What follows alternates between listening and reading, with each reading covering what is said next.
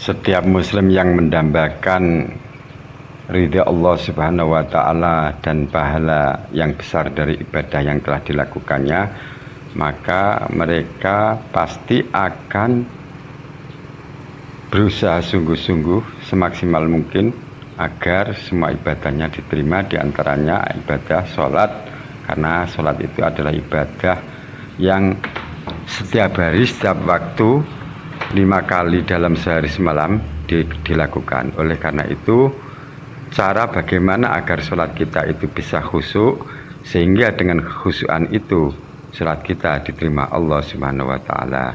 Jadi sholat itu tidak sekedar mencukupi syarat dan rukunnya sholat, tetapi juga harus khusyuk sebagaimana yang telah dijelaskan Allah Subhanahu wa taala dalam Al-Qur'an, bahwa beruntunglah orang-orang yang khusyuk di dalam sholatnya, yaitu orang yang bersolat itu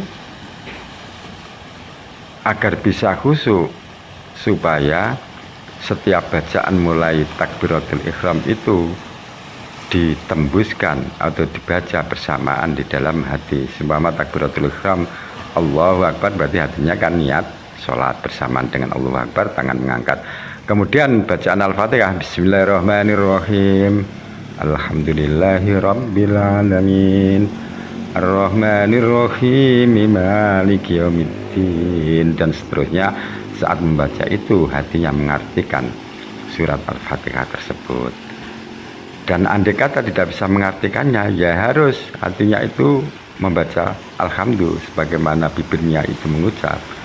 Begitu pula saat membaca surat yang lain setelah Fatihah, dan kemudian Sami Allahu liman hamidah, terus ruku. Ruku itu berarti membaca Subhana Rabbiyal Azim, atau bacaan lain itu juga dibaca di dalam hati. Kemudian sujud, begitu pula bacaannya dibaca dalam hati, tasyahud, dan seterusnya.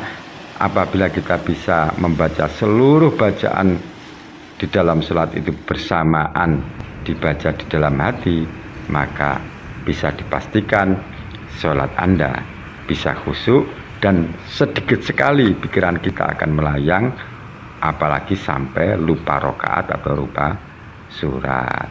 Ya tentu itu harus didasari niat yang tulus ikhlas, bahwa ibadah kita hanya untuk Allah, hanya diperuntukkan kepada Allah, tidak kepada yang lain. Tidak ingin kita ini disebut sebagai orang ahli ibadah atau orang yang paling khusyuk atau dan semisalnya.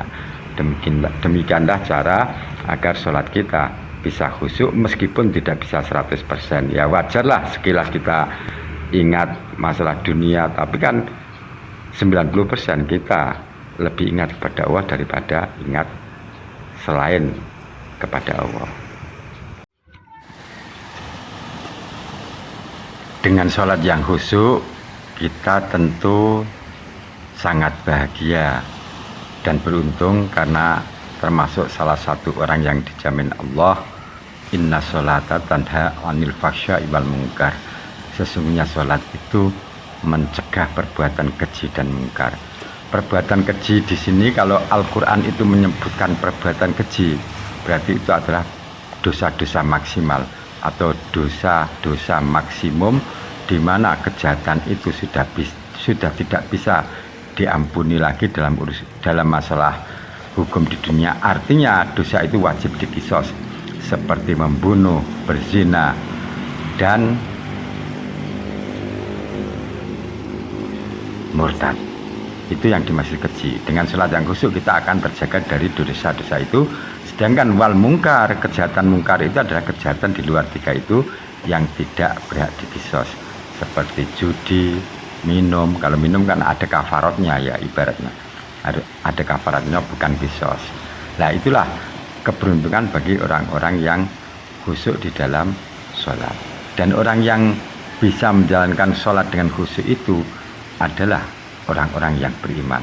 Sedangkan jika ada orang yang hanya menjalankan sholat saja, tetapi akhlaknya, tabiatnya, karakternya masih sama, artinya dia Sumpama biasa ngomel ya ngomel, dia biasa mencaci ya tetap mencaci, sholatnya tidak memberi dampak apapun, berarti itu perlu dipertanyakan apakah sholatnya itu sudah benar atau belum. Bisa jadi syarat rukunnya tidak terpenuhi. Kalau andai kata syarat rukun sudah terpenuhi tetapi dia masih mempunyai sifat atau karakter-karakter yang buruk padahal ia rajin sholat, berarti sholatnya ada yang salah. Bisa jadi niatnya kurang nilai ta'ala atau dia dalam sholatnya itu bukanlah termasuk golongan orang-orang yang khusyuk. Maka perbedaan sholat yang khusyuk dengan yang tidak, kalau yang khusyuk itu adalah orang-orang yang beriman yang mampu menjalankannya, sedangkan orang Islam yang biasa saja sholatnya tidak khusyuk itu tidak akan memberi dampak apapun di dalam perbuatannya. Dia rajin sholat tetapi masih mempunyai sifat-sifat yang buruk dan tetap melakukan perbuatan maksiat lainnya, dan orang seperti ini banyak. Orang-orang yang khusyuk di dalam sholatnya itu mendapat keistimewaan dari Allah Subhanahu wa Ta'ala, di mana Allah mengabadikannya di dalam surat Al-Quran, yaitu surat Al-Mu'minun. Allah berfirman, qad aflahal mu'minun alladzina hum fi sholatihim khashi'un.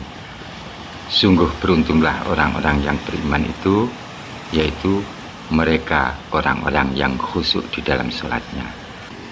Ayat di dalam surat Al-Mu'min itu artinya bisa kita balik. Maksudnya bisa diartikan seperti ini: beruntunglah orang-orang yang khusyuk dalam sholatnya, yaitu orang-orang yang beriman. Namun dalam matan asli Al-Qur'annya atau ayatnya tetap tidak bisa dibalik, tetap qad aflaha dan seterusnya. Ini hanya artinya boleh dibalik, karena orang-orang yang khusyuk dalam sholat itu menjadi badal atau pengganti dari orang-orang yang beriman.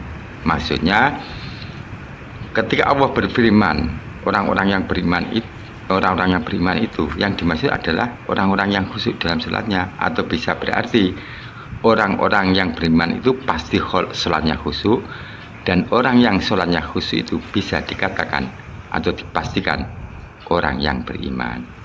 Ini dalam ilmu tata bahasa tidak menyalahi aturan apapun dan boleh diartikan yang seperti itu. Seperti kita mengartikan surat Al-Fatihah atau surat-surat yang lain yang berbunyi Maliki Yaumiddin, membaca mim panjang menjadi matobi Maliki Yaumiddin yang mempunyai arti yang menguasai hari pembalasan, atau bisa dibaca mim dengan pendek tidak menggunakan mat, yaitu Maliki Yaumiddin yang berarti yang merajai hari pembalasan. Dan itu dibenarkan, tidak ada yang salah dan tidak merubah maknanya. Maksudnya zat yang mempunyai kekuasaan absolut atau mutlak itu bisa dikatakan raja jika itu dibaca mim panjang, dan jika dibaca mim pendek maka yang merajai hari pembalasan, yang merajai itu juga bisa diartikan atau dikatakan atau sama dengan yang mempunyai kekuasaan absolut. Jadi bahasa-bahasa seperti ini di dalam Al-Quran banyak, dan apapun yang kamu baca Maliki Yaumiddin atau Maliki Yaumiddin sama-sama sahih.